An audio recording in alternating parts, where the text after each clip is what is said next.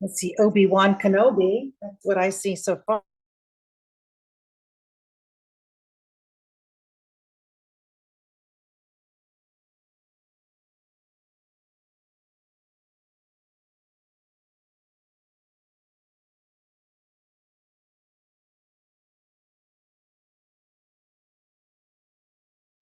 Perilously close to it.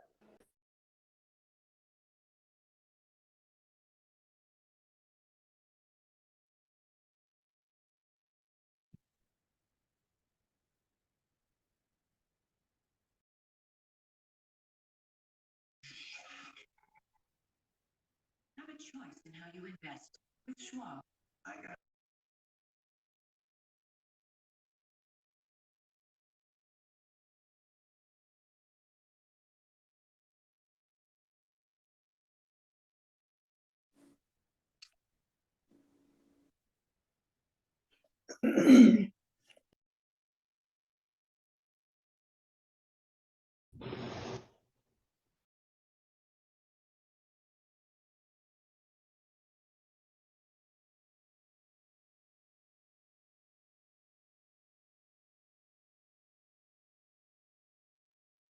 Good evening, everyone. Everyone online, they're kind of rearranging the seating and the council chambers will be online shortly. Please keep yourselves muted since this is a work session and there's no public comment anyway. There's no reason to have your microphone unmuted. Thank you.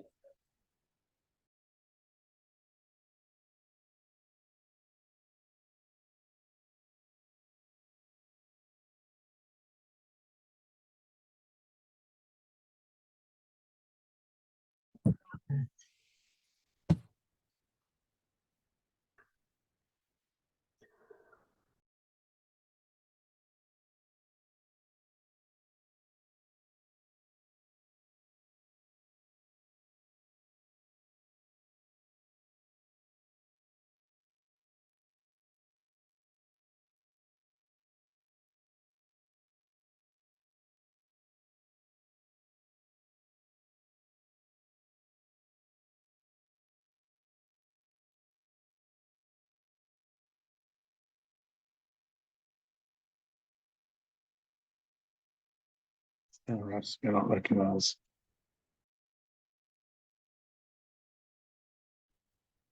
Here, you can.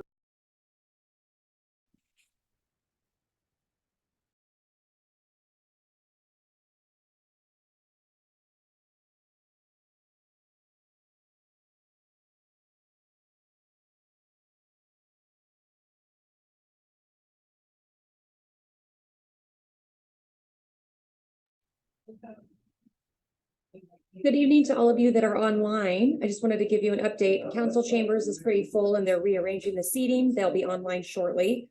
Please make sure your microphone is muted since this is a work session. There is no public comment anyways. Thank you.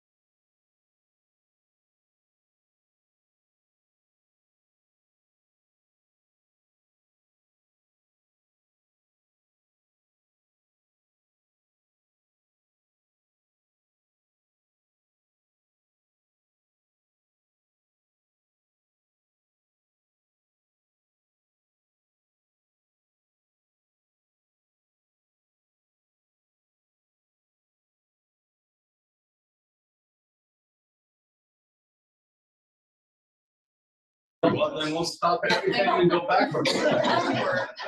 Talk in reverse. We should be good. We should be good, but we'll wait for Kristen to. Yeah. Okay, what? Yeah, you're good. We're good. All right, call the meeting to order. We're gonna listen to ODFW make a presentation about the elk that have been taken. Public is not allowed to speak during a work session. If you've got something you want to say about the situation, I invite you to come to the city council meeting on Wednesday. You are entitled to a 5-minute visitor section where you can speak to anything that is not on the agenda. And this is not going to be on the city council agenda. So you have a chance to speak at that time. This is just to listen and learn, and there are questions that have been written down and we're going to get the answers to them, I hope. So with that, I'm sorry, but I do not know who Paul Atwood is. Mr. Mayor, Paul Atwood. Paul Thank you. Atwood, Mr. Mayor, carries that. All right, so let's just introduce everyone at the table, because I know who everyone is on this side, but Paul, you introduced everybody that you've got here. Sure, yeah, and I've just got a statement, opening statement to read, and then I can take any questions. So next to me, I have Charlie Chamberlain. He's one of the wildlife assistants in Tillamook. We've got Chris Knudsen, who's the watershed district manager.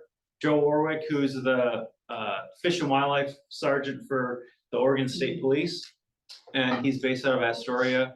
We have Lieutenant Shugart, who is the Northwest Area Lieutenant, and Austin Reeder, who's another wildlife assistant. Great. So, and I wanted to say too that we brought the wildlife staff for the district here because there'll be some of the ones that are out doing work. We work in the area, so you might see their faces around. So we just wanted to, introduce them to the community and the council. Thank you. Yep. Let me get started. I would like you to get started, please. Okay. Hello, for the record, my name is Paul Atwood from ODFW. I'm the district wildlife biologist and have been working on Clatsop Plains elk damage since 2012. In 2019, ODFW joined other stakeholders as part of the Oregon Solutions facilitated Clatsop Plains Elk Collaborative to help address the exponentially growing elk population in Clatsop Plains and the resulting human elk conflict, such as vehicle collisions, aggressive elk behavior towards people and pets, and damage to private land.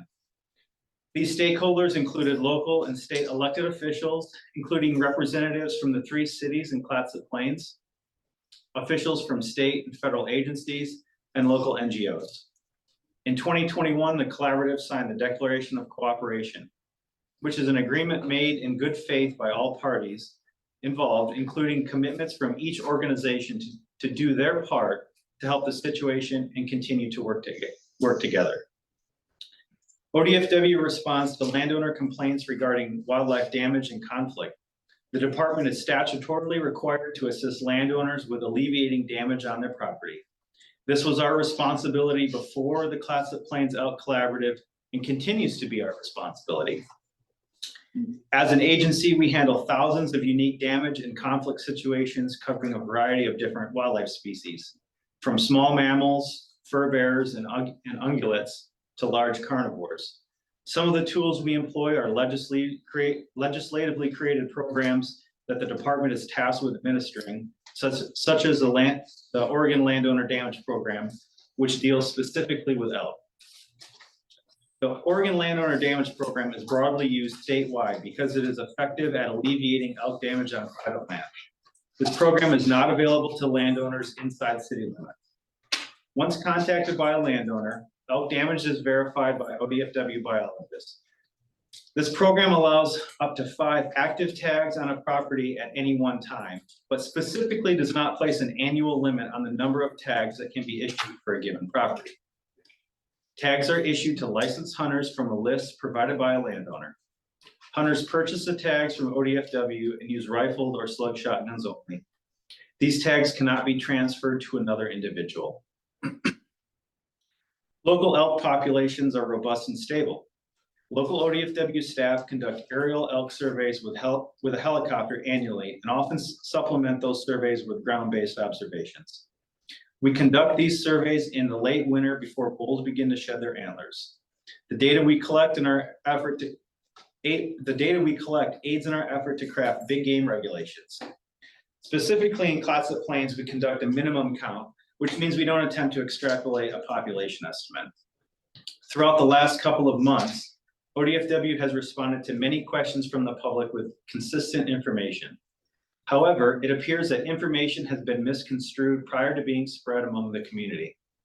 To help provide clarity, ODFW has published a webpage with information on Clatsop Plains elk that can be found at odfw.com under the Wildlife Division homepage. And I believe the council was sent that by Chad last week. I'd like to take this opportunity to highlight some key points and correct some of the erroneous information that has been circulating locally and on social media. ODFW has been transparent with stakeholders of the Clatsop Plains Elk Collaborative and had numerous conversations regarding OLDP, expanded hunting opportunities, and using any traditional wildlife management tools we could to help reduce Clatsop Plains elk populations. One of our commitments even speaks to this, quote, to adapt hunting options to new information on seasonally problematic elk that come into areas where they could be hunted through increasing tag numbers or creating special hunting seasons. 2, the process for undertaking culling operations is clearly defined in the Declaration of Cooperation and as required in OAR 635-034-0250. Culling requires a specific request from municipalities. No culling operations have occurred to date. 3, ODFW does not solicit public comment prior to issuing elk damage tags or any other action we may take when dealing with wildlife damage on private lands, whether that be raccoon, skunk, black bear, or elk damage.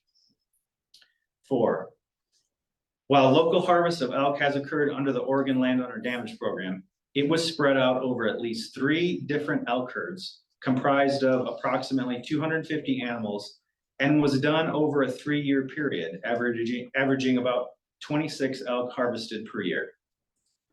Despite this harvest, elk populations continue to grow due to annual recruitment or the number of calves surviving to become sexually reproductive adults.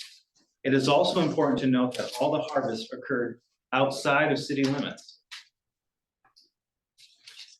5, and lastly, from late spring through mid-fall, elk herds are often broken up into smaller groups during the traditional calving, rearing, and rut time periods. Winter is when we often see large groups of elk as these smaller groups combine. Local elk herds often combine into larger groups and are more visible during the winter months. It's clear that there are very different opinions and perspectives on the elk issue in the community. There are people who enjoy seeing elk in their yards and roaming through the community in the streets and on the golf courses. When elk are in these spaces, it can lead to property damage and public safety issues. These are serious issues that must also be taken into consideration when elk and people share the same spaces. On the other side, there are people who are experiencing damage, have been the victim of public safety incidents, or who are concerned about safety risks. In the middle is ODFW, who, as I've stated earlier, is required to respond to these issues, implement state programs, and regularly functions as a sounding board for both groups. ODFW regularly provides information, advice, and tools to help solve damage and safety issues, and encourages people to live responsibly with wildlife. Perhaps this meeting can be the first step for Gerhardt residents on both sides of the issue to begin a conversation with each other. I'd like to close by reiterating that ODFW will continue to manage wildlife based on the data and best available science. Thank you for your time, and I'm happy to take any questions. Oh, excuse me. Oh, excuse me. And we'll start, Preston, do you have any questions? I got a lot of questions. Can you Okay. Okay, so, I mean, I think the big issue is the 78 cows that were culled off of property that was off of Serpent Road. Who from Fish and Wildlife physically checked on the property damage? I did. And what was the issue? So pretty common with properties like that, there was fence damage, pasture damage. Clearly that elk had been visiting the pasture, grazing on the pasture grass, damaging fences. Well, I've lived here for 78 years, Sure. okay? That's always been out there seized property. So I don't know why in the last 3 years there would be an issue. I mean, that's not a question that we ask landowners. Landowners contact us with a complaint about damage, and we respond to those complaints. Well, I mean, so just in the last 3 years, there's been an issue, Apparently, yeah. not for the last 50 years. Well, I mean, I think it's pretty clear that elk populations have fluctuated over that long time frame. So Well, that's really not a question that I can answer, though. That's really a question for the landowner. It's not my choice to make a decision on whether or not there's. Why not? You said you were significant- Like if you call me with a raccoon issue, like or whatever wildlife species, right? We come check out the property, maybe do a site visit. In this case, a site visit is required. But whether or not you've called to complain about a wildlife damage issue prior, that's really irrelevant to us. okay, so I mean, a raccoon issue is not what we're after. Sure, I know. I understand what the elk can do to fences. Mhm. And if the landowner has livestock, and in this case, I think they don't have horses, right? And the horses get out on the highway, well, then that's the landowner's problem. If a car coming down the highway and runs into an elk, that's the driver's problem. Okay. Mhm. Did you see fence damage? I did, yeah. And how does he repair his fences? I mean, there's lots of people here in the audience that have property that the elk run through and damage their fences. And I don't know of any of them that's asked for a special hunt permit.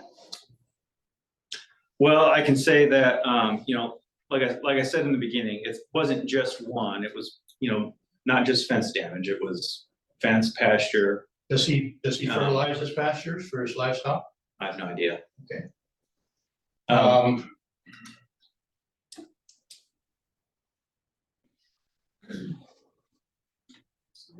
What's the history of the elk damage on this property?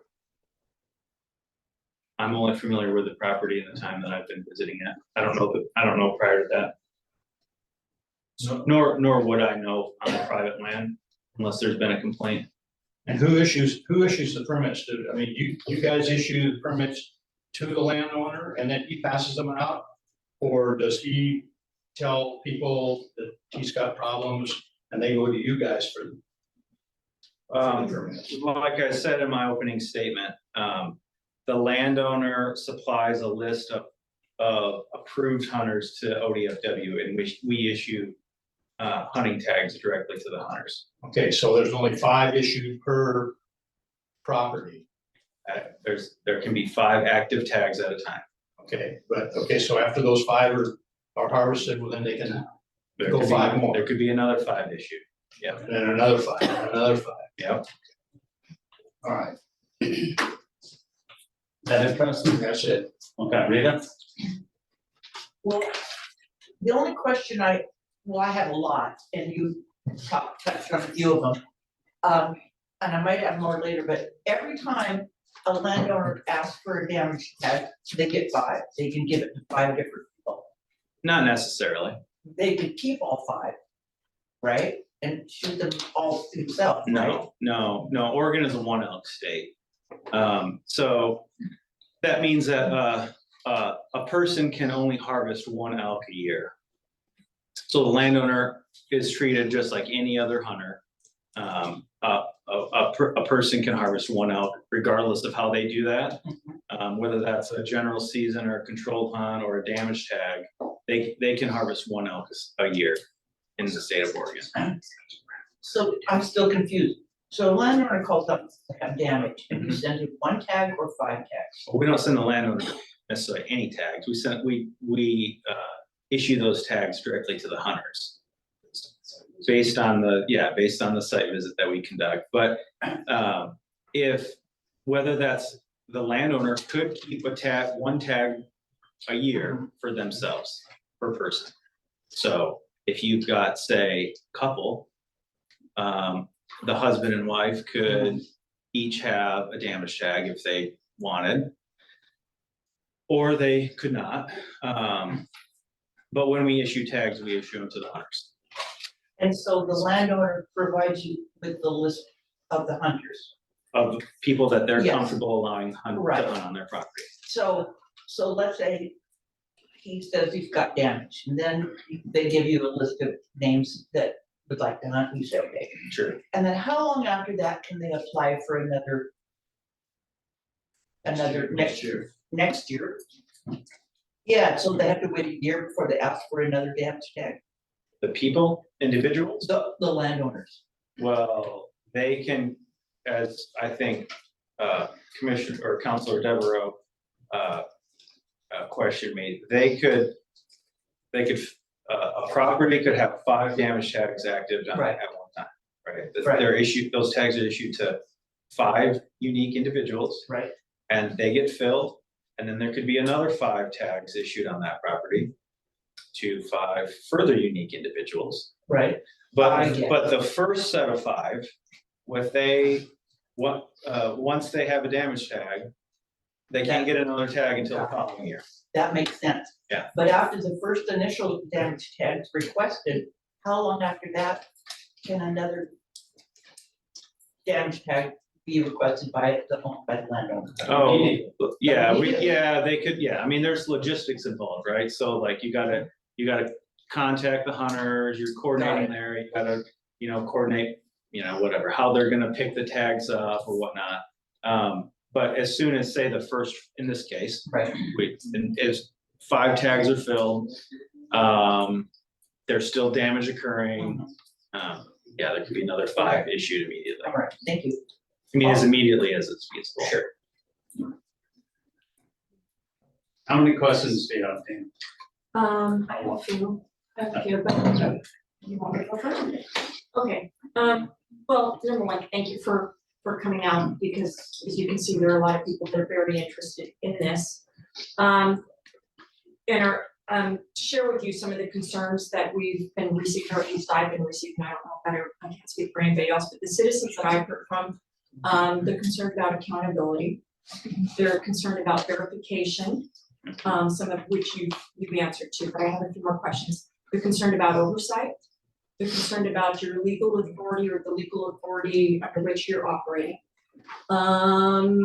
They're concerned that perhaps the owners aren't accurately reporting the number of elk hunted within, and that they're not submitting within the time limit, the information that they're required to do. So I think you've answered some of that, but I'll have some questions as I go along. So just to give you an overall of where I'm gonna be going. Sure. So number one, I assume that you're some kind of an elk expert, which means that you know more than I do about elk, right? Can you tell us a little bit about your background? I've been the district wildlife biologist since 2020. I've been working in the district since, I came here in 2012, and prior to that, I'd worked for Wyoming Game and Fish. That's my professional experience. I don't know that I'm necessarily an expert on anything. I'll be a little humble about that, but as district wildlife staff, we're kind of jack of all trades. So like I explained, just in the paragraph when I was talking about how we respond and what the damage and conflict situation we respond to, we're really not, I wouldn't say, maybe you could say that we're experts in everything. I wouldn't really say that, but we deal with pretty much any wildlife issue in the district, so.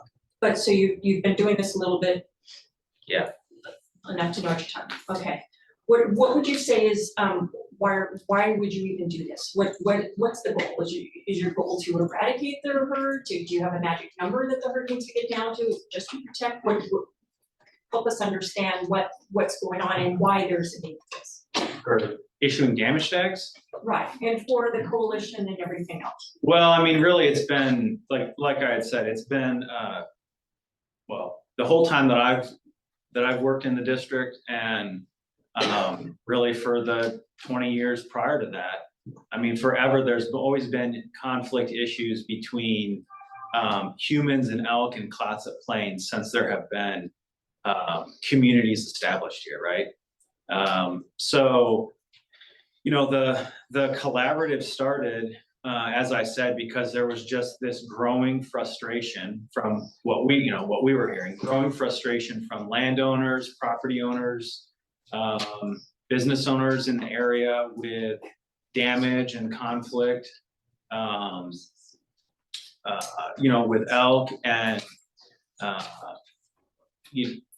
there was pressure on, I think I could say there's pressure on at least ODFW to try to do something. And one of the things that we explained, you know, early on in the collaborative is, with the nature of Clatsop Plains and the kind of multi-jurisdictional boundaries that occur within the project area. I mean, we have, like I said, we have 3 cities, we've got a military base, we have multiple state parks, we have a national park. The ability for us to try to navigate all of those different jurisdictions and competing interests, and try to help kind of fix a problem, if you want to put it that way, was, you know, it's really hard for us to do, right? Like, we can't, as an example, we can't come into a city and, you know, do something about elk on a grand scale without a partnership with the city. That's really what we're looking for. So the collaborative was just a way to get, you know, I think to get all those organizations around the table. And really, it was driven by the 2 co-conveners, the mayors of Warrenton and Seaside. They're the ones that, they were the leadership of that collaborative. And it wasn't like a ODFW necessarily, you know, completely driven thing. We were a seat at the table. But, you know, we were there collaborating in good faith with all the other organizations. So. But your goal was never to eradicate the herd. No, I mean, objectively, there's no way, even if you wanted to do that, there's really no way to do that in Clatsop Plains. There's no future where, you know, there's just elk are gone from Clatsop Plains. They're just not feasible. So maybe we'll come back to that, but can you tell me, I don't understand, I've been told a lot of different things, and one of the things that I've been told is that, there's the Warrenton herd, there's the Astoria herd, which is interesting because I didn't even think there are elk up in Astoria, or they're not really part of the complaint, but, and then there's the Gearhart herd. Do the elk know that they belong to? I mean, do they are the fingers and the bloods that say this is my area? Is there a reason? Is it possible that we're not seeing them here because they're just elsewhere? I mean, yeah, currently, you know, clearly elk don't acknowledge jurisdictional boundaries. And when we look at their biology, they also don't necessarily stay, you know, with 100% certainty with their group. There's always mingling and commingling, and group and herds split, and then they lump through the years. There's a lot of variation with kind of how those social dynamics work. But again, there's no part where elk that are occupying this space only occupy this space and they never leave, and they never have a mixing of individuals. That's just So if at any one particular time they're not being seen in a location where they were seen before, they could just be someplace else that we're not aware of. Like, for example, when I first moved here in 2018, I used to have them come up and down my street all the time. But then I realized on my street, everybody took out their apple trees and they don't come down our street anymore. Yeah, sure, yeah. I mean, again, they're calorie-driven species. So not surprising to hear that a lack of apple trees would result in fewer elk sightings. So they don't have a set migration. And jurisdictionally, we're kind of well, I mean, none of this is occurring within our city limits. That's correct, right? Damage tax? Yeah, you're not allowing that to happen in No, our city. no, hunting's prohibited within city limits. Okay, so this is a county area that we're talking about that this is occurring. Correct. Okay, and you're a state agency. Correct.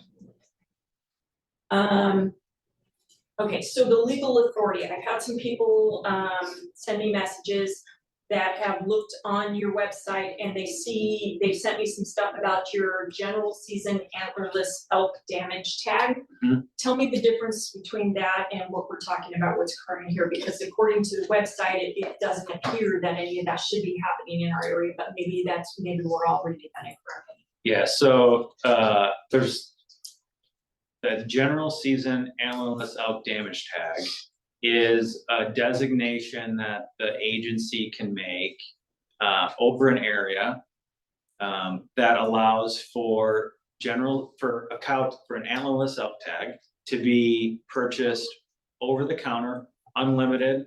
It's got broad season dates. So general season unlimited tags mean there's no control on harvest. So anybody could buy that tag. It's their elk tag for the year, and they can fill it, and we could sell unlimited number of tags for that area. That's not what's going on here. The damage program is, like I explained earlier, it only occurs on very select private lands.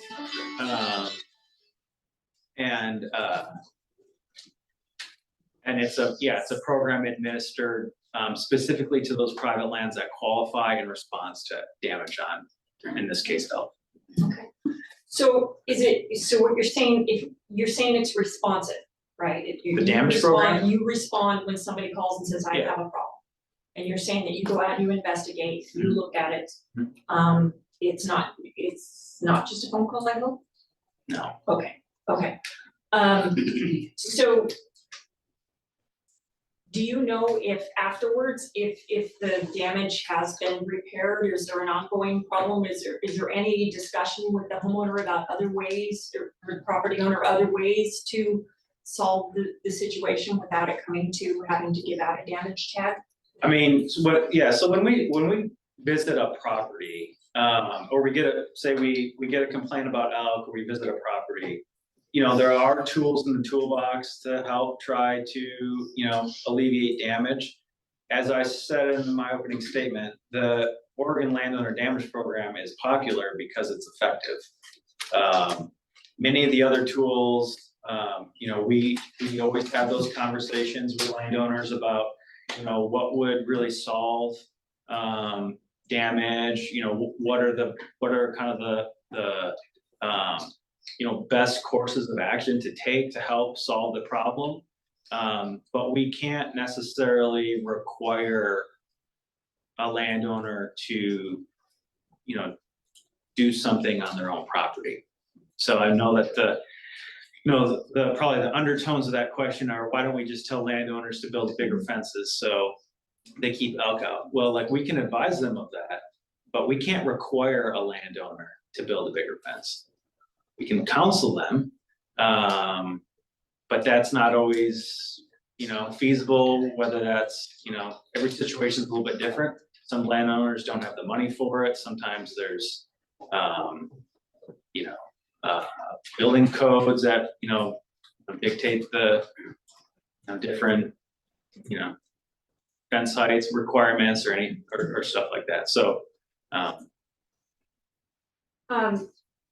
So, and I think you already answered this, but damage tags, can the property owner sell them to somebody else? Is he making any money? Is he creating a private hunting lodge?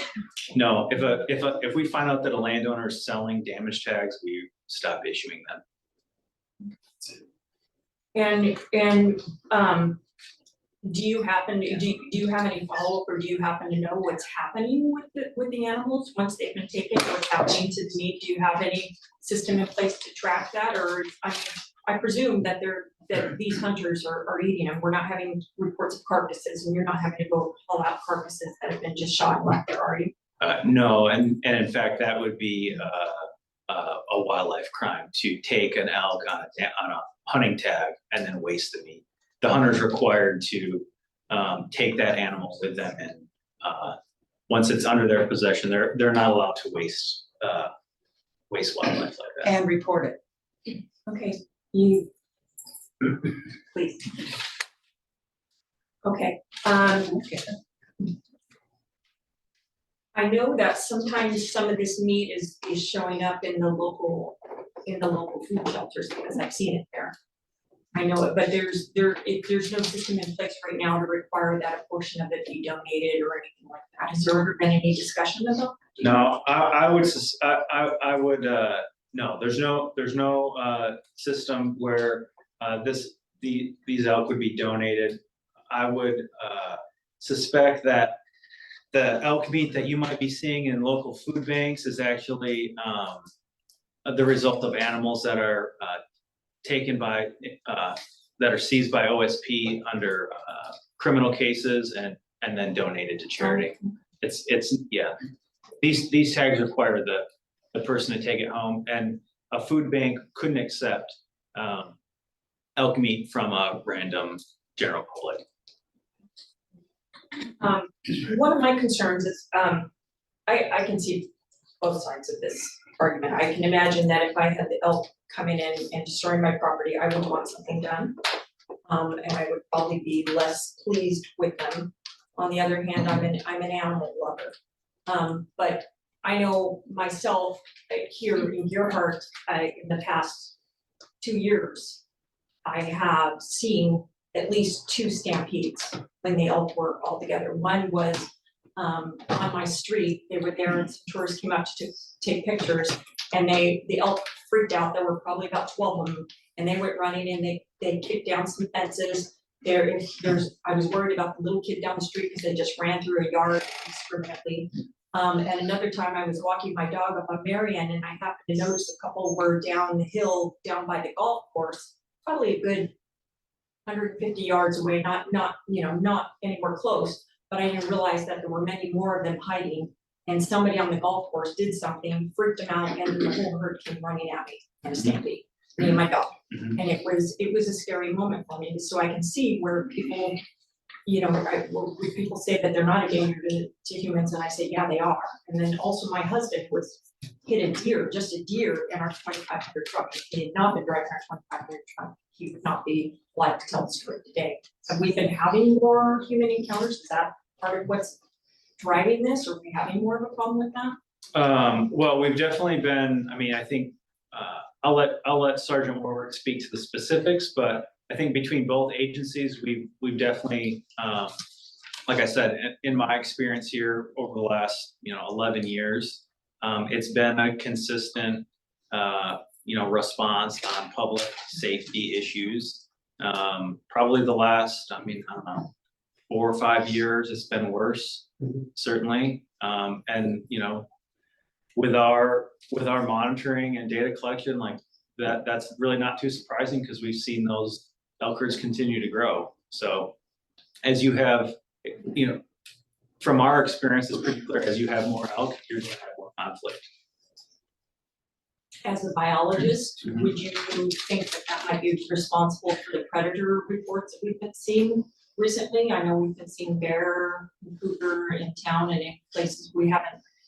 They're not every day. Is that could that be part of our problem? Ask me that question again. Well, I'm not quite sure. we're hearing more and more about cougar sightings up and down the coast. Oh, We're hearing sure. more and more about bear. We just had bear and cougar sightings here the past, since summer? Yeah. I mean, so those predator populations, whether that's bear, cougar, in those specific instances, I mean, those populations, those animals move. They've got some they've got actually pretty large home range sizes, but they're also, like any wildlife species, they're calorie driven. So where there's food, they will go. You know, so I mean, I guess could be, we haven't gotten a ton of Gerhardt specific bear or cougar complaints or reports that I'm aware of. So I don't know. It's kind of hard for me to speculate on that, but there's certainly a chance with you know, prey sources around that, you know, corresponding carnivores would, I mean, they're following them. That's how they survive. Okay. And then the last thing, you said that you're tracking these requests, and some of the folks that have written to me, they're concerned, they want to know how can they verify that information? Is there a website that they can go to track who is hunting for these, or where the damage tags are given, what kind of, so it goes back to the accountability. They're wanting to know how can they get more information about what's happening. Well, like I said, we don't, you know, public input's not required, and we don't hold public forums prior to issuing damage tags. In real time, I'm not real. Yeah, we've never had that request before. I don't think there's, you know, we don't issue any sort of, there's no database that somebody can go to see which one of their neighbors has any other hunting tag, and this is really no different than that. You know, really, I think if the public's concerned about which one of their neighbors has damage tags, or how, you know, what might be going on there, I just encourage them to, you know, go talk to their neighbors and have a conversation. And really, that's one of the things that we encourage landowners is like, hey, this is going on. Like, we encourage landowners to have conversations with their neighbors, so everybody's kind of in the know and everything's up and up there. But yeah. Okay, well, what you're telling me is that you're not gonna give me specifics, and nobody else can get the specifics, so there may not be any way for the public to have any kind of accountability in this? In real time? Is that what you're asking? Well, not in real time, but in you know,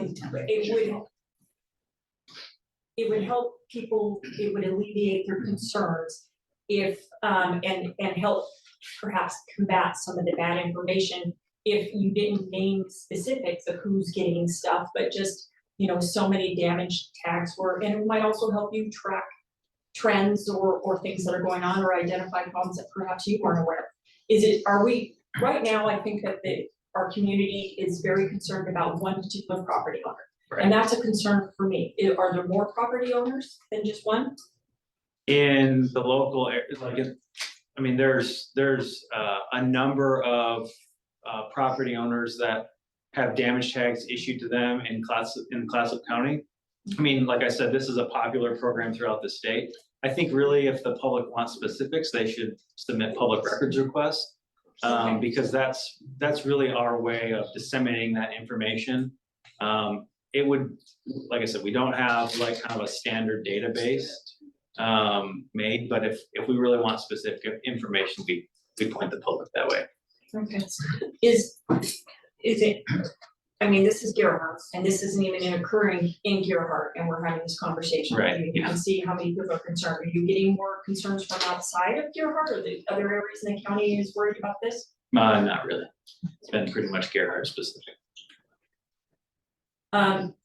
So is there, how do you help me make everybody feel comfortable that you're not going to eradicate the herd, that you have, like, that there's some kind of system, or that there's some kind of planning, or there's some kind of forethought going into place, and we're not just, you know, going to give out unlimited damage tags without making sure that we are not doing real damage to the population? Because trust me, as I told you, I don't think it's best for the animals themselves to be here in our town. I know some people like to see them and like them to be our yard pets. I think it's best for the animals to be on the other side and not crossing the roadway. It's best for them, it's best for us, we're not hitting them, they're not causing damage to our property.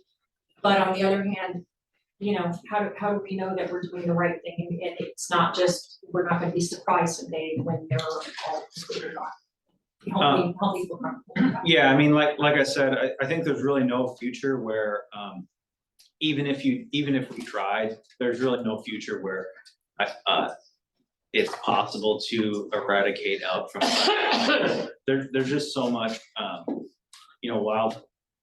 wild habitats, just across the highway. Elk are coming and going, and like I said, local populations are robust. That's just really not possible. One of the things, and clearly there's folks here because they believe that elk have been eradicated. Just because we're not seeing them in town. Our data really suggests otherwise. I went back and looked at, where we counted out during our flights in early 23. And there was a group in town, but there were several groups scattered, in the Neowana, down in Seaside, around the airport, and kind of up Delmore Loop and Surf Pines, kind of around the general area, but just not in town. Yeah, I mean, so as far as eradication goes, really the damage program's not meant for that, and it doesn't function that way. So as an example, if you have, if you're continuing to, or say you stop experiencing damage, if there's elk have moved somewhere else, which is often what happens when there's harvest occurring, they avoid a property, then the damage is reduced, right? And if there's a conversation there between the agency and landowners. So it's like, hey, we're not getting, we don't continue to issue damage tags. They go unfilled, there's no elk around, like there's no issue there. So as far as, does that answer your question as far as like assurance? No. Well, Danny, can I say something? yes. Okay. I think that a lot of people are here because the history of the elk in Gerhardt. I never saw an elk in Gerhardt until 07. The storm in 07. Okay. All right. So their natural habitat up in the woods there was decimated. And the elk moved down to where they could get feed. And they found the candy store here in Gerhardt. Everybody's got Mescalonia here. That's like turning a kid loose in a candy store. And they found the beach grass down there, it's full of salt. Just like I said in the last council meeting, there isn't a hooved animal that doesn't like salt. Right? So they moved down here. Their range, and you can correct me if I'm wrong. This herd here could be up in Fort Clatsop. I suppose theoretically, but not. Okay, they could be up at Crown Camp. They could be east of the highway. They could be split into groups. They could be wherever the lead cow takes them. And so for the people in the audience here, this is not unusual for the elk to disappear out of your heart. No. All right, that's something that you guys need to know. And the reason they're here is because there are no predators. Yeah, that's one of the struggles of managing wildlife and inside city limits is really really any tool to try to, deal with a situation like that is off the table. Yeah, but I mean, all these people here are just worried about, they're not seeing the elk in Gerhardt. Right. I mean, they may be on up the plains or someplace like that. Yeah. And the question that I've got I always thought that hunting west of Highway 101 was not allowed. I mean, unless under certain circumstances. If I might, the only laws that govern where you can hunt specifically applied to this are city limits. So as long as you're in county, if you're in a property that's outside of city limits in the county and have permission to hunt on the property that you're hunting on, then you're good to go. Okay. The law does not prohibit that. Okay. Yeah. Okay, and I'm good. you're good. Hey, Sharon. Okay. Hi, Hi, Sharon. How are thank you you? so very much for coming, Sure. and thank you so very much for your patience on the phone with all of us. I know it hasn't been easy. I have 2 pages of questions, a lot of which I sent you. These have been sent to me from concerned people. Yeah, I tried to answer as many of those as I You could. did answer some of them, but I've got more. Sure. How many damage tags are issued per year in Clatsop County? In Clatsop County specifically, I don't know that I could say specifically to Clatsop County. We manage on a wildlife management unit basis, which includes some of Western Columbia County, and Saddle Mountain unit also dips down into some Tillamook County. So it'd be tough for me to speak to that specifically, but if you wanted hard data, we could submit a public records request.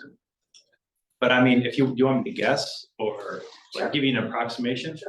There's probably between 150 and 200 maybe, somewhere there, Per year?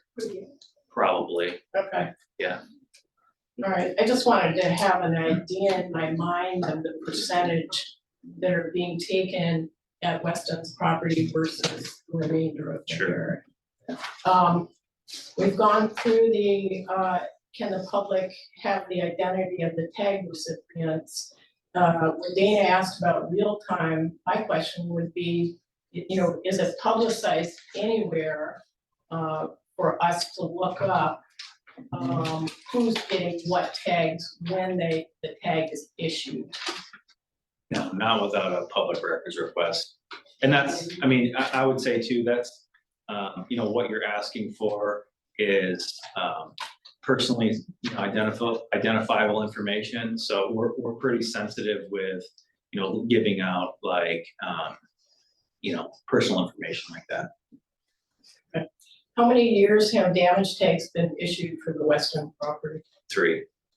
Okay. The total number of elk killed in that time is 77. I think that's what we've established. How are the elk being killed? How is that being conducted on the Weston property? In other words, do you have a representative there when this is happening? What are the rules that go into that? Is it always guns that are used versus bows? Can you give us a picture of what that looks like? We don't have a representative, an employee present at the time. Really the manner, the tags issued are, we call them any legal weapon. So they're not, we don't have a artificial weapon restriction on the tags, but really that's a question for the landowner, but that's their choice on how they, if they want to have their, in this case, because we're not artificially restricting them. It's really a question for the landowner on how they wanna, implement that. I can say that conducting the site visit on the property, one of the conversations that we have with landowners, this is, really everywhere, is safe shooting lanes. We talk about the state laws that govern, discharge of firearms and kind of the, what it would mean and who is responsible for, say, doing something unsafe with a firearm on a property like that. So just to be clear, it can be guns or bows? I'm sorry, I'm It not could a be, hunter. yeah, it could be, I mean, but you should really ask the landowner that, it's kind of how they want that. Have you ever gone to a property and said, yeah, it wouldn't be safe to shoot here? Absolutely, we do that. We've probably told 25 or 30 folks that in Classic Plains just itself.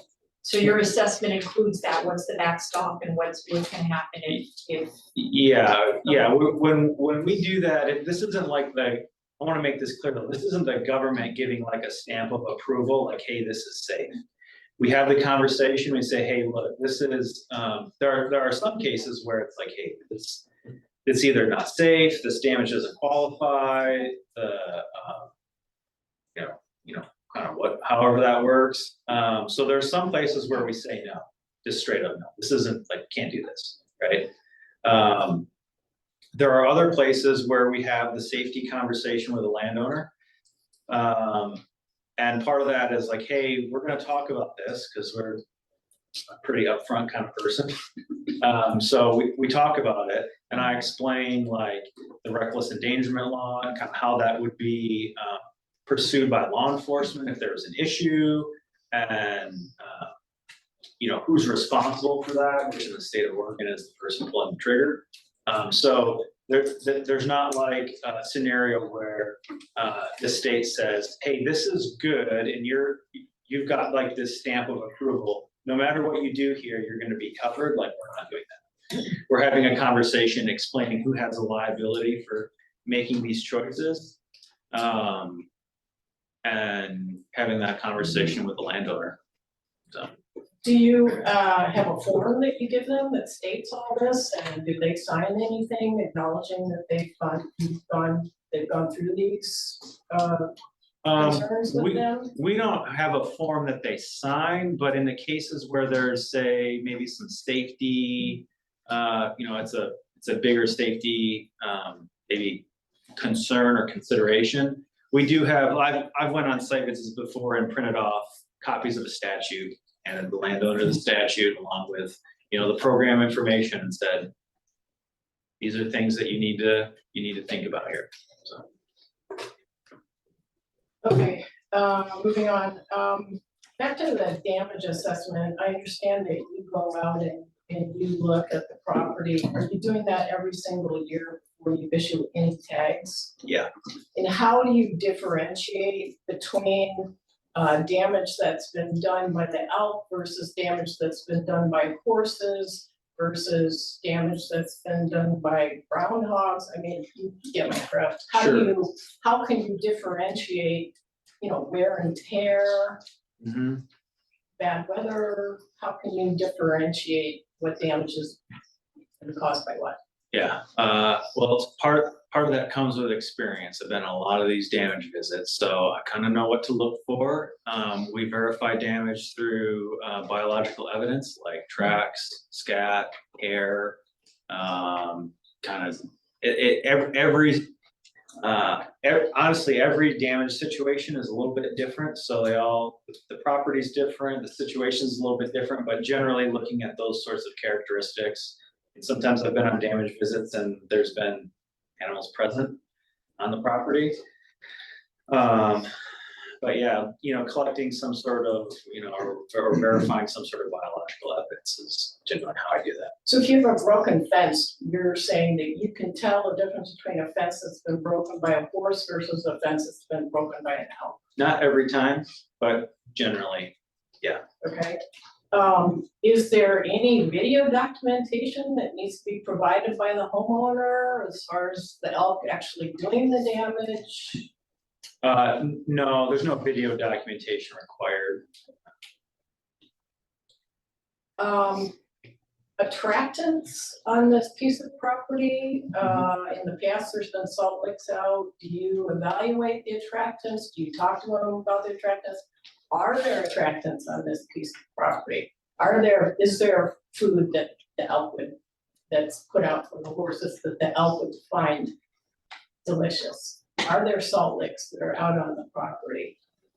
So generally speaking, you know, we have a conversation like that with the landowner. I'll kind of start generally and then kind of zoom into this specific instance. So, you know, when we're talking about a damage site visit, whether that's elk or you know, a bear that's, you know, hanging around somebody's house or whatever the issue might be, you know, we're definitely having those kind of conversations with landowners about, you know, help yourself sort of thing.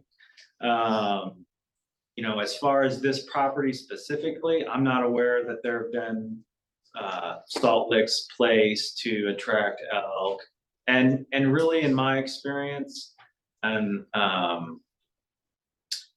Salt licks are really only attractive to elk for kind of a short time of the year. Really, once you hit the rut in September and through most of the winter, they're really not too responsive to salt. So it wouldn't be something that I would expect would be, significantly drawing elk to the area as opposed to just the pasture grass growing. Okay, so you're not seeing attractants on your inspection on this property? I have not. Okay, thank you.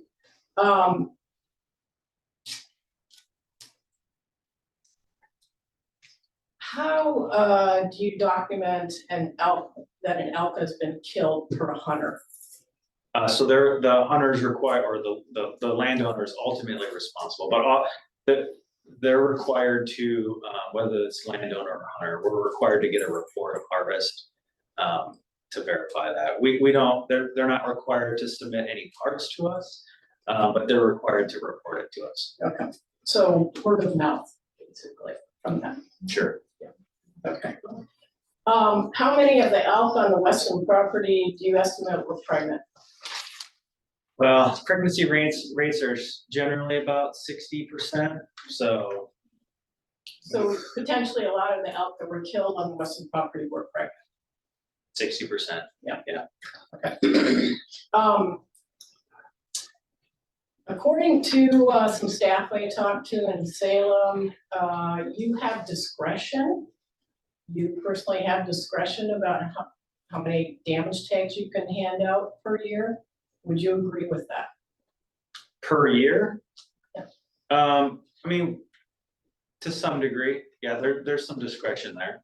If, in the case of like, if, say there was damage, we're going down the damage tag route, like I said, that's a continuing conversation between the district and the landowners. Me specifically over any of the other ODFW staff, I don't know that that's accurate. But like I said, there's that conversation that's going on. So, we're talking, is damage being alleviated? Is it continuing? As we, like I said, we deal with probably hundreds of landowners with elk damage issues. In these cases where, we're issuing damage tags, it's just really, kind of trying to keep our thumb on the pulse of the damage on the property, what's going on there, and just kind of reacting in real time there. Since the ODFW has not placed any of your collars, I know you've helped the Lewis and Clark people place their collars, only 3 of which are in operation at this point.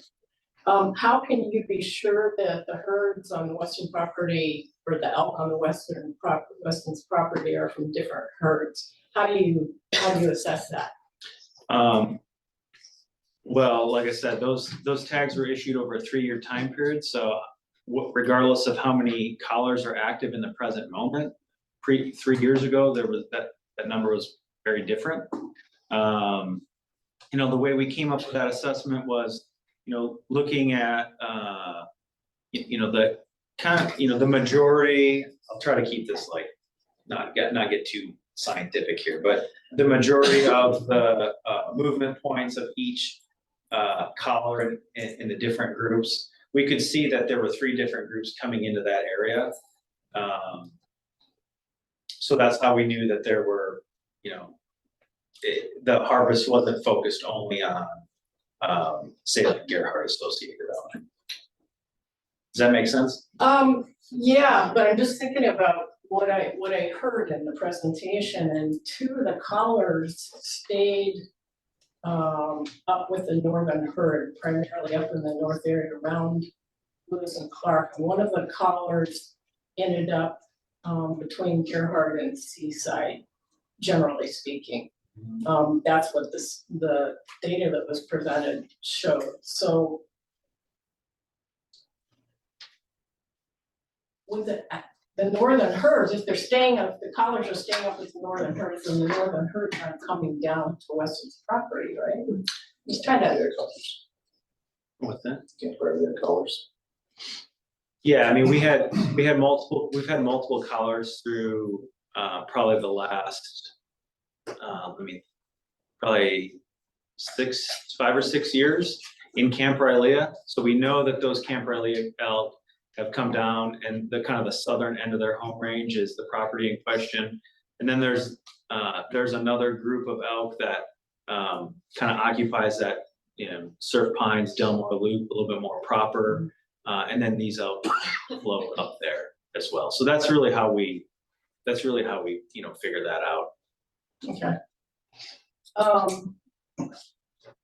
So that goes to how you track the elk. So you say you do flyovers, and the flyover that you did at the beginning of 2023, do you do the flyover all in one, is it conducted all in one day?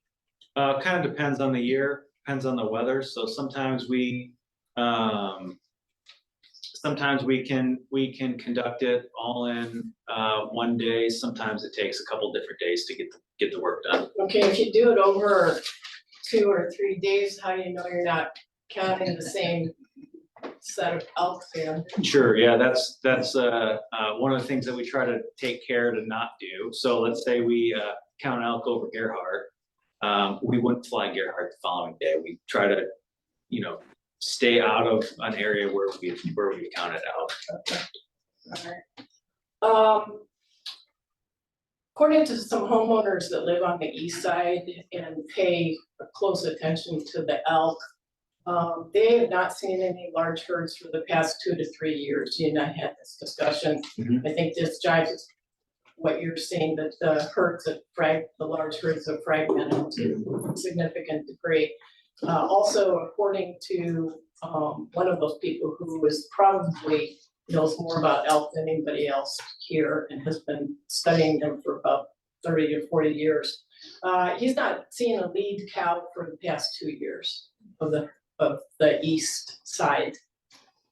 He also says that Gerhardt herd does a loop, generally speaking, that goes through Gerhardt, but also they will go east of the highway, but not east of railroad.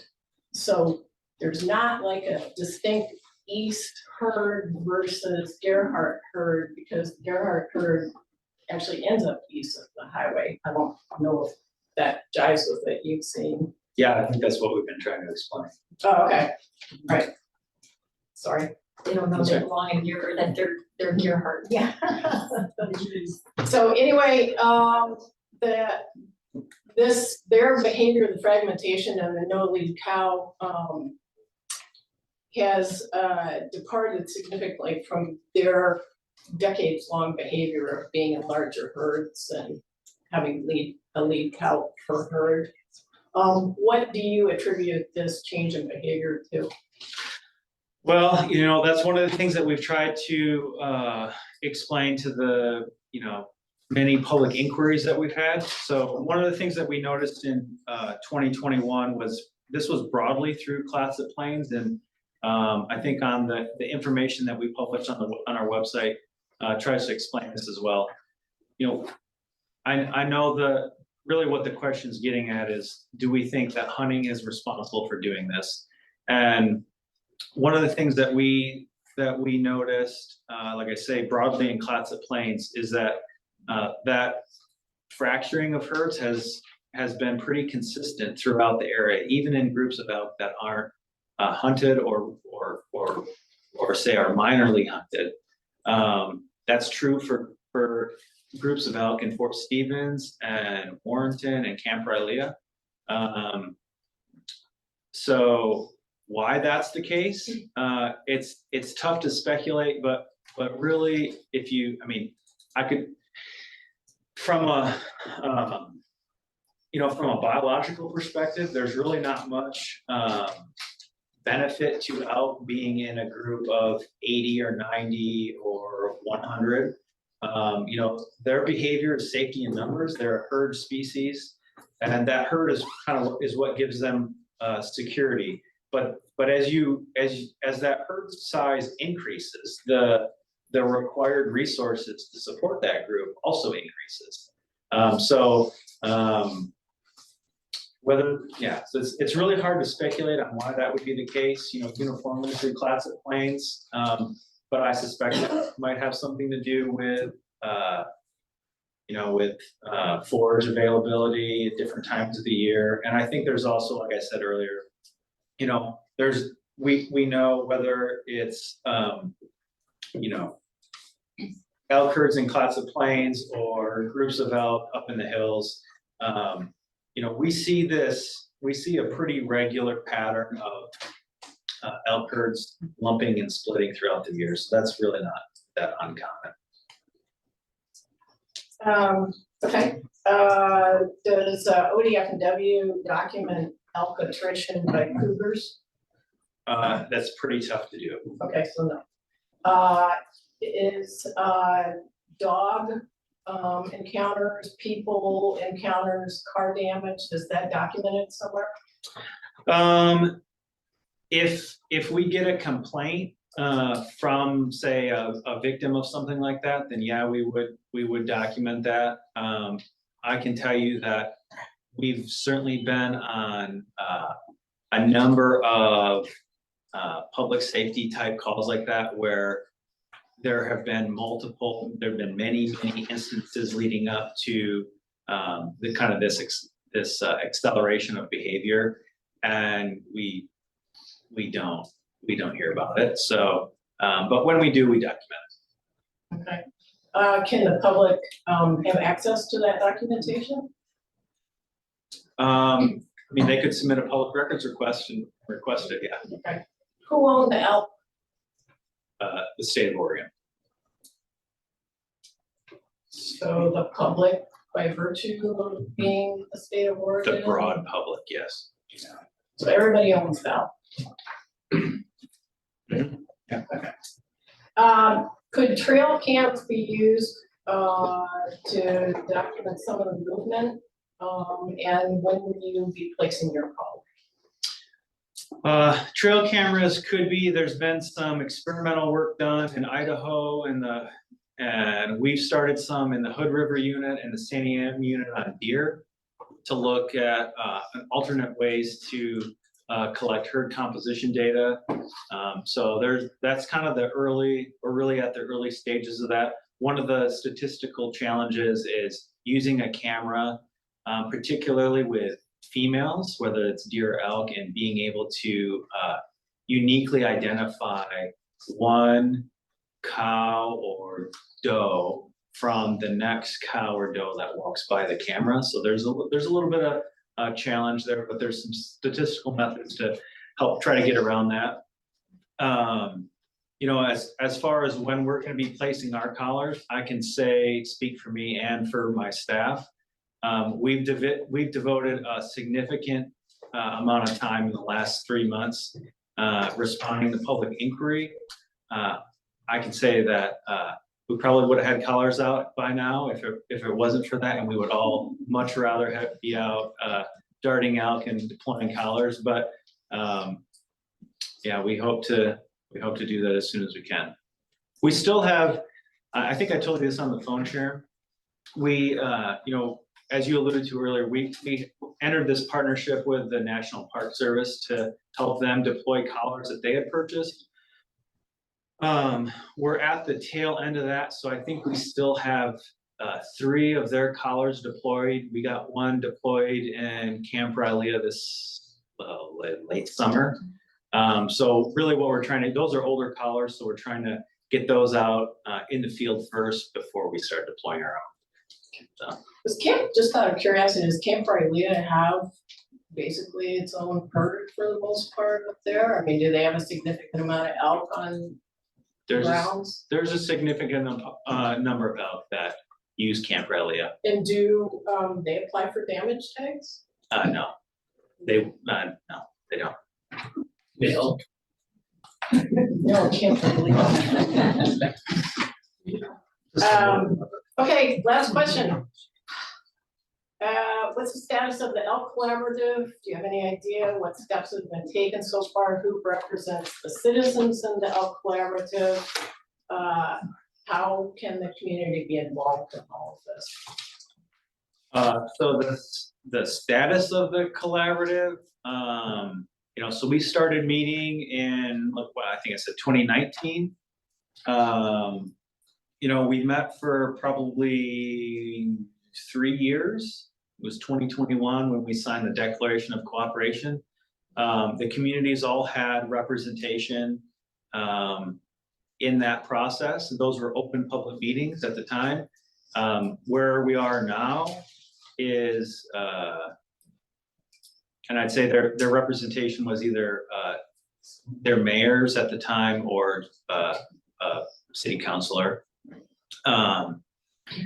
Where we are now after signing the Declaration of Cooperation is just as individual organizations moving forward, trying to make progress on our commitments to the group.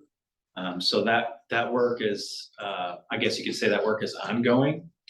Does that answer your question? Did you have something more? Yeah, but I just thought of another question, I'm sorry. Sure, fine. I mean, we're here, right?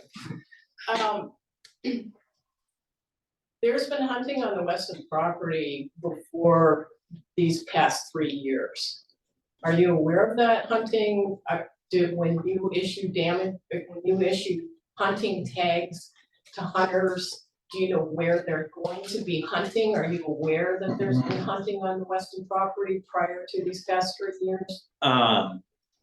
As far as just hunting from, say, a controlled bull tag or any other type of hunting, general archery season? I have no idea. My experience was I was riding my bike up there in that area, and 2 truckloads of men pull up dressed and jump out of the truck and head to toe camo. And they all have their bows. This was in 2016, I believe it was. And I asked them what they were doing, and they said, by the way, all the elk are laying in the field, in the western field. And I asked them what they're doing, and they said, well, we're gonna go kill some elk. And I said, we can't do that. Naively, I said that. And they said, yes, we can. We have permission from the property owner. And so I immediately called Sheriff Tom Bergen, and I got him on the phone. And I said, is this legal? Can they do this? Because I was a little beside myself, admittedly. And he said, yes, it's legal. He says, we have been trying for a number of years to try and get hunting on the west side of the highway stopped. He said, and I will tell you, I am a hunter, and this is not hunting, this is a slaughter. Those are his words, not my words, okay? So anyway, and I went down, Matt Brown was our mayor at the time, I found him, I said, can they do this? He said, yes. And then I went to our police station, and Vince and I think maybe Ian were here, and I said, can they do this? And they said, yes, it's all legal. So that's my experience, that was 2016. Yeah, I'm not any more familiar with what that landowner allowing hunting on their property than I am any other specific private landowner. So you're saying that when hunters get their tags, they're not telling you where they're going to be hunting? For damage tags are issued to a Right. specific But property, if that was outside of the damage if tag, it was a general season, no. well, it was probably like September. Yeah, it was probably a general season archery tag. And we don't, You don't do hunters that. not required to disclose to the state where they intend on using that. Okay, all right. So potentially, he can have a damage tag program on his property, and he can have a general season hunt on his property. He could allow, a landowner could allow a general season archery hunter to also hunt. Okay, thanks, that's all. Don't they, when they report it, though, I'm have to sorry, say? this is not the time, okay? If you've got something, come on Wednesday, you'll have 5 minutes. Okay. Sorry. All right, Rita, you have another question? I have just a few. Oh, Well, no, just 3. So, does the size of the property determine how many damage tags are given out? No. So if I had a half an acre piece of property on McCormick Gardens Road and they ate my Escalonia, I could get 5 tags. Well, let's add an acre on McCormick Gardens. The damage tag program has very specific requirements. There's no minimum acreage requirements. Like I said, but generally speaking, the property has to be used in kind of a certain way or a certain kind of damage. So we're not issuing damage tags for folks for like landscaping or gardening damage. And as I alluded to earlier, we have many requests in class of plans for damage tags that we have to politely decline. Can damage tags be used throughout the year? Does it have to be a hunting season? The damage tag program runs throughout the guiding statutes of elk hunting. So in this state, by statute, we can hunt elk from August 1st through March 31st. Okay. That's also the dates of the damage program. So the damage tags can be given out when it's not hunting season, that's correct? Mhm. So it has That's to be- not correct. It has to be between those August Okay. 1st and March 31st. Correct. And then in your opening statements, you alluded to social media and a lot of the misinformation that was being posted and a lot of things that were not true. Can you tell me some of the things that are being posted that were erroneous?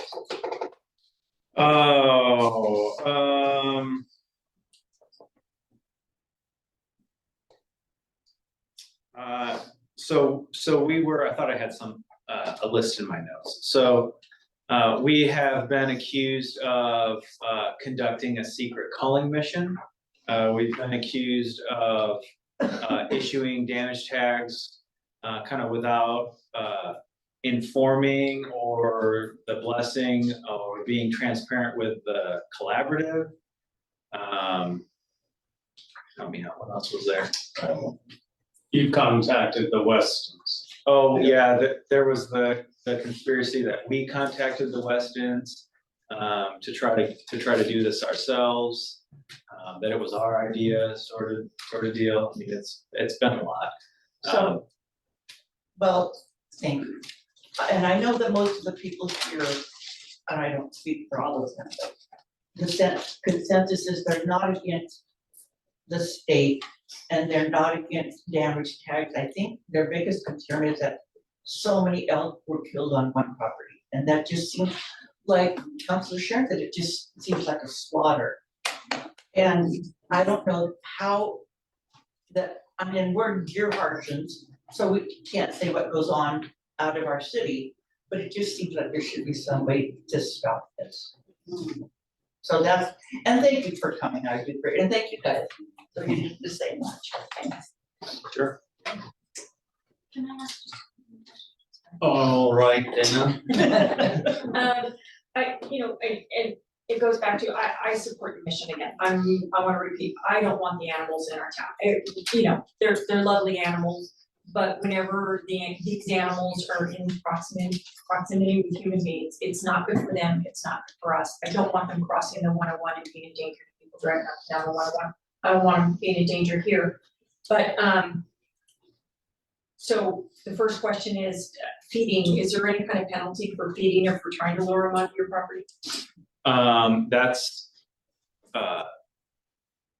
as far as like My neighbor puts out a big box of apples for them. Just Is that a for feeding. problem? So not a state law. We encourage local governments to enact no feeding ordinances, and I believe there is a no feeding ordinance in the city of Gerhart. Okay. But yeah, there's not a state law for that. Okay. And well, I appreciate you coming down, because I understand that we have no authority. This isn't within our purview, this isn't our jurisdiction, we have no authority over you, so I appreciate you coming out here. So I'm gonna make just a friendly suggestion, and it is truly a friendly suggestion, because I do support your mission. I think that, I know that you can't give out specifics of who's doing what, but it would probably make people a lot more comfortable if they could track the number of just the sheer number of damage tags you're giving out, so that they can be comfortable that you are doing what you're saying you're doing, and kind of tracking and not letting it get out of hand, or not letting one guy run a hunting lodge, which, so I think better communication And I know you've got limited staff, but I'm just telling you, we're in the who, what, where, why, when generation, if people, the public wanna know. Sure. And we just talked about, these are their animals, they wanna know what's happening to them, and it's not fair to tell them, you don't get to know because, you know, we've gotta protect the hunters, but tell us how many are being taken and where they're being taken. And then also, I know part of the collaborative was talking about education. Mhm. We have a lot of people here in town, I gotta imagine in Clatsop County is for mine also, but since COVID, we have a lot of folks here who don't know, you know, how dangerous the elk can be. And all you have to do is Google elk versus human or elk versus car on the internet, and you see how people learn in a very bad way those lessons. If somebody doesn't tell them, you're from the city, you know, they're not your friends, so don't go taking pictures. Cause I've seen people here in the park, you know, walking right up on them and trying to take pictures of them and cause problems, so. Yeah, thank you for that. So that's a friendly suggestion. Education was one of the big points of the collaborative. Because that's one of, you know, really when we look at all, you know, not all, but at least many of the negative interactions between elk and people, there's often some sort of human behavior that's in the background occurring that leads up to those situations. So yeah, education is definitely important. Any other questions from the council? Gentlemen, thank you very Thank much you. for coming out. It was wonderful for you to educate everybody about what's going on. I believe it is and will be in the future as they disseminate this information. Anyway, council, we're gonna have a meeting after the people that don't wanna be here. What time Wednesday? Pardon me? What time Wednesday? Wednesday, city council, 7 o'clock. You know what? Maybe I should go talk about that. Maybe on a wolf hunt or some bald eagles, or maybe on a grizzly hunt. Okay.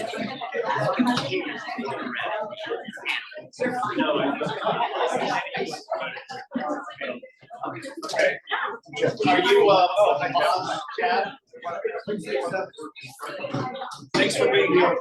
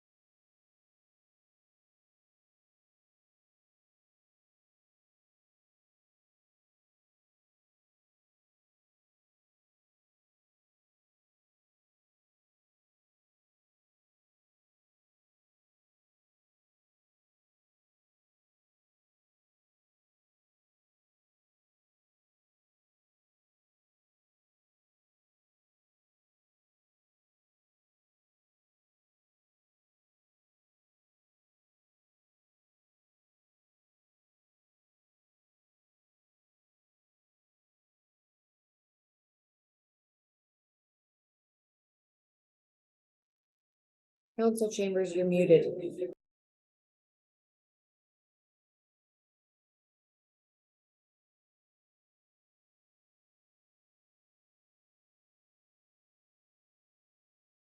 Page 4.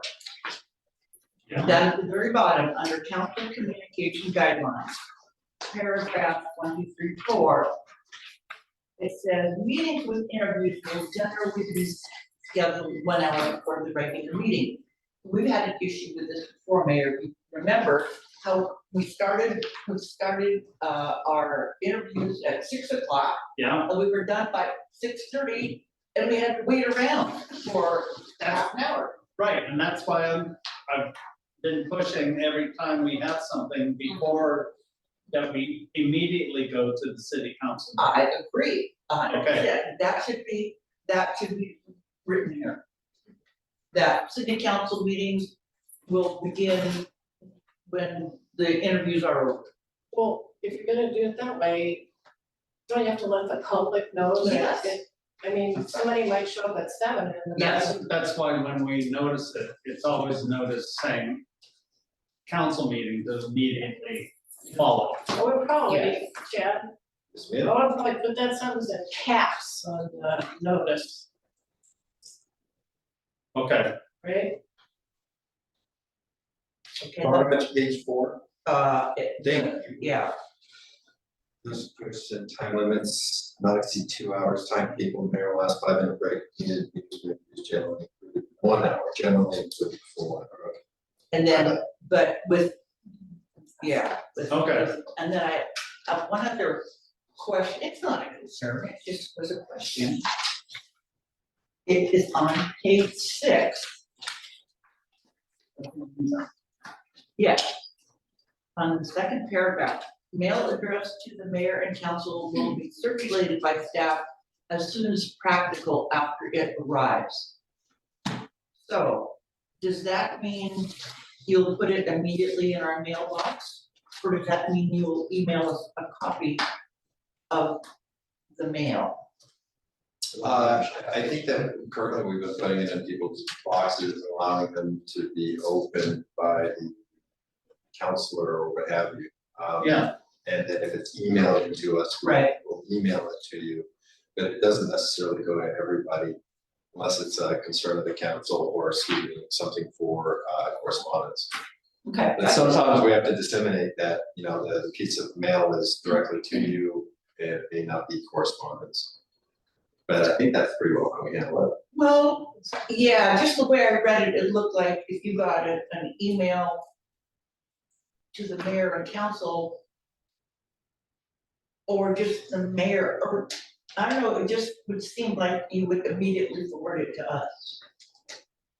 And I think that we pretty well. Yeah, all right, never mind. okay, Yeah, and if it's specific to an individual counselor and it's about a specific something or another, we may not make a correspondence. It might just be something between that counselor and the public. But Okay. yeah, generally, but we'll default to correspondence. We'll just say, okay, this is for everybody. is that it? That's it? Sure. Okay, my question is, the sentence on page 4, in that same paragraph says the staff shall not open mail addressed to individual officials without authorization to do so. So I know that that staff, accesses, all our emails. Have we given, well, they were all the ELK emails that were addressed to. Those emails that were addressed from other people went through my email.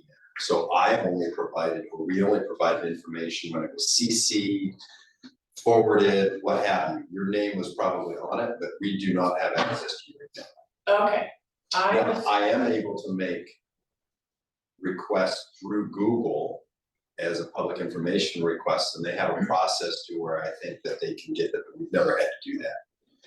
I'm sorry, did we unmute? Yes, I did. Okay, thank you. Thank you for checking that. okay, so, I was confused about that, so you're not seeing the email that came through to my counselor position from the Sundays Dogs people, which it shouldn't have gone. No, Sunday dogs, people. wrong email address? For dog food. No. Oh, what's I done in my council? I understand we have the ability to do it, and during that process, we were getting so many informational requests, I did check with Google, and yes, there is a process, and they are able to, but we've never. Okay.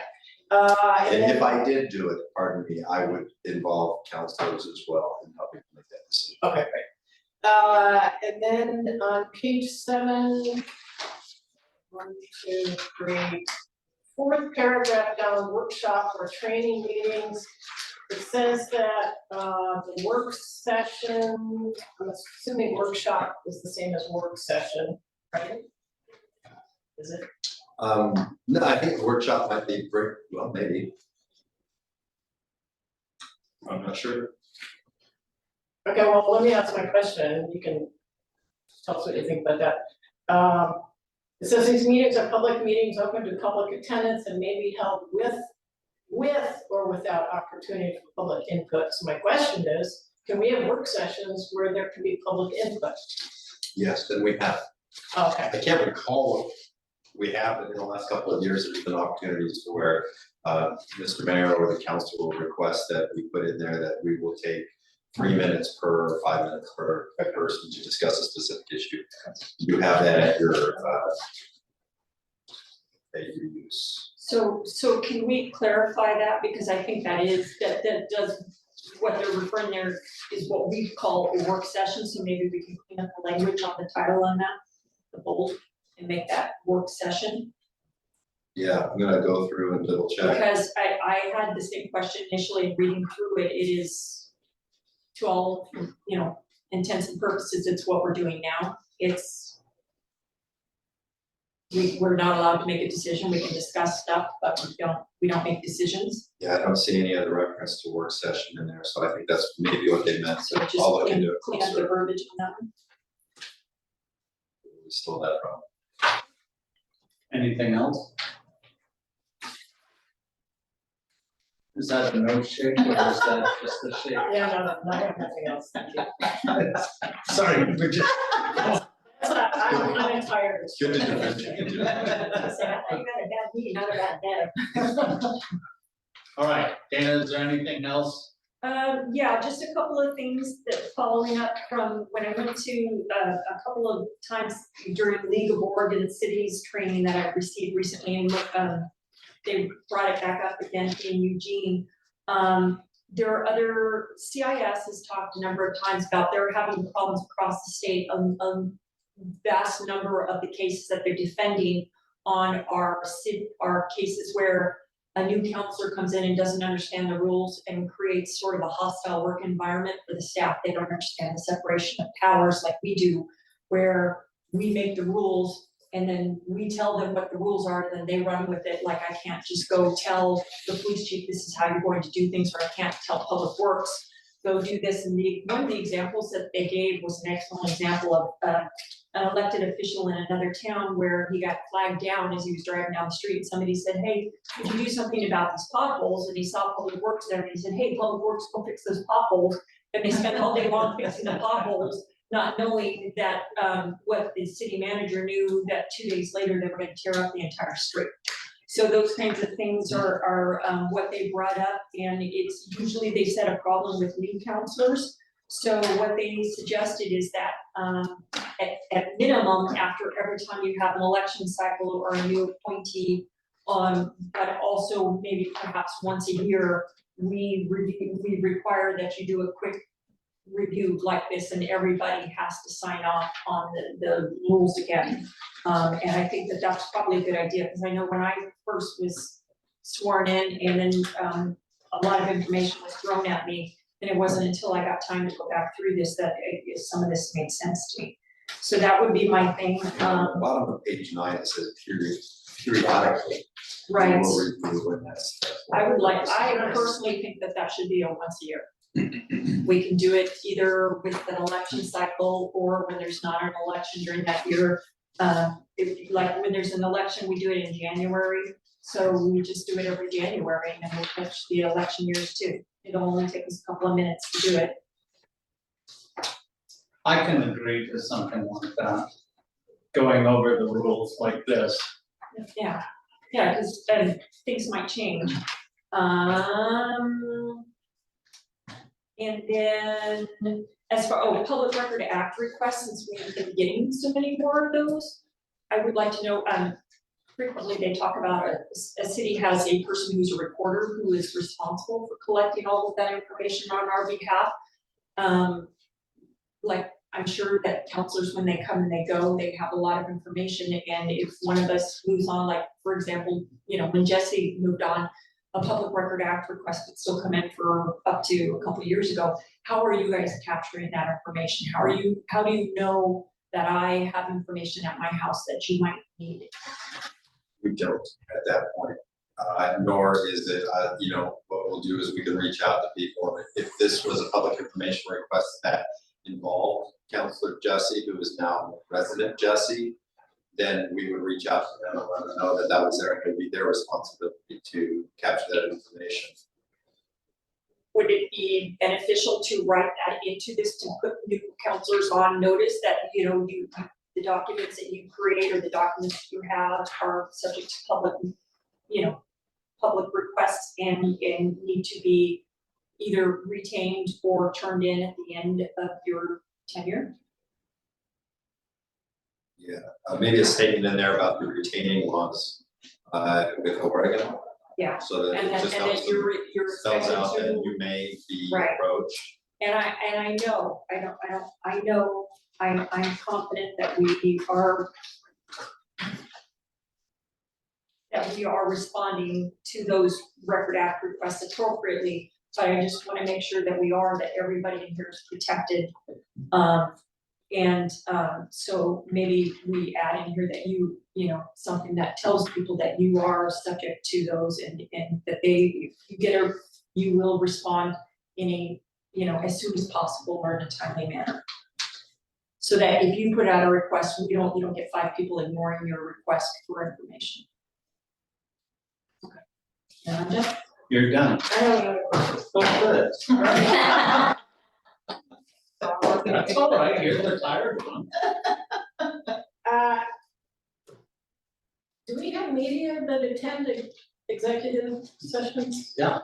Every time they lay a story, it's usually there. And how do we know they're keeping that confidential? I mean, I know they're not publishing it because it says here they're not supposed to publish it, but We don't, can't they just go and tell like 10 people? sure. But then that's a violation and we can keep them from coming into But we the wouldn't- chambers So we would know they were. if we heard about it. Right. It's the only way. Yeah, I don't know how we would know, but thankfully, we haven't had any issues with that. And I can only remember one executive session where there wasn't a press here. I think it was just a slow, not very interesting thing. So generally, we're able to get them here. So far, my probably haven't had a Okay, problem. so we're not worried about that. Second question is, are there similar rules for the planning commissioners? They have a- Might be a good idea to. In all your free time. Yeah, no, they're not legislative in action, nor are they elected. So I don't think that they have quite the, the power as you counselors do. But, and we have, and during this time, rules of the council, this was, also put together when things were getting pretty crazy. And we felt like, as a council, we felt like, all right, we just need to do some things in here to remind us that, be good citizens. And that's what this was for. Right, but there are some things in here that, as far as behavior and how people are relating to the public, it might be applied to the planning commissioners, given what happened at the last meeting. What happened? Oh, I'm sorry. All right. No, it's right. It was just, there were reports of people that were kind of stumping at the post office, telling people what they were going to do. Oh. Asking people to, No, write it's up. not, I'm talking about behavior of a planning commissioner at the last meeting. That's what I'm talking about. That was some of those issues, is that, down at the post office talking about the issue or what have you. I understand. or even trying to promote people to get involved or write letters or go against or something like that. Now, part of that is just politics, you know, where you have the ability to talk to your residents and, you know, you're able to have these conversations. You can even tell them how you feel. You just can't, you know, you should tell people that this is the decision you're gonna make and you're bringing in everybody else and that sort of thing. But, you know, we talked also about, you know, maybe doing another government ethics class and involve the planning commission as well. But I'm not aware of any planning commission rules, but we'll look into it and see what they are out there. Yeah, I was referring more to decorum in the meetings. Oh, well, there's been, yeah, and there's that. There were some feelings for during the last particular issue. Not sure what rules to put into place that already weren't, but you know, it's just people behaving differently. Thank you. Okay, I'll look into the planning commissioner's rules just to see what there is out there and see if there's anything that's interesting for us. anything else? Preston, you good? I'm good. Amanda, you're good? I am good. Sharon? Yes, sir. Dana? Okay, thank you for those ideas. And Get back to thank you you for on this ordinance. I was being really